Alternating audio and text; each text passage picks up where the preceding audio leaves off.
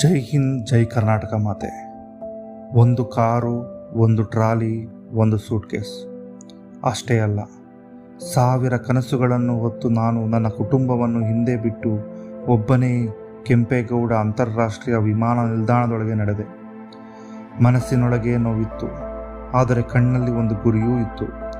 ಸುತ್ತಮುತ್ತ ಮಿನುಗುಡುವ ಬೆಳಕುಗಳು, ಅದ್ಭುತವಾದ ಅರಣ್ಯ ಥೀಮ್ಗಳು, ಜಲಪಾತದ ಸೌಂದರ್ಯ. ಇದು ಕೇವಲ ವಿಮಾನ ನಿಲ್ದಾಣ ಅಲ್ಲ, ಇದು ಕರ್ನಾಟಕ ಮಾತೆಯ ಹೆಮ್ಮೆ. ಆ ಸೌಂದರ್ಯವನ್ನು ನೋಡುತ್ತಾ ಒಂದು ಕ್ಷಣ ಸತ್ಯ ಅರ್ಥ ಆಯಿತು. ಯಶಸ್ಸು ಯಾರ ಮನೆ ಬಾಗಿಲಿಗೂ ಬಂದು ನಿಲ್ಲುವುದಿಲ್ಲ, ಅದನ್ನು ಹುಡುಕಿಕೊಂಡು ನಾವೇ ಹೊರಡಬೇಕು.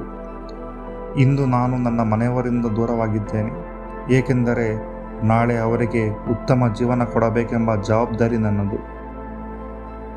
ಹಣ ಗಳಿಸುವುದು ಮಾತ್ರ ಗುರಿಯಲ್ಲ, ಕಲಿಯುವುದು, ಬೆಳೆಯುವುದು, ಜಗತ್ತನ್ನು ನೋಡುವುದು, ಅದರ ಮೂಲಕ ಹೊಸ ಅವಕಾಶಗಳನ್ನು ಸೃಷ್ಟಿಸುವುದೇ ನಿಜವಾದ ಪ್ರಯಾಣ.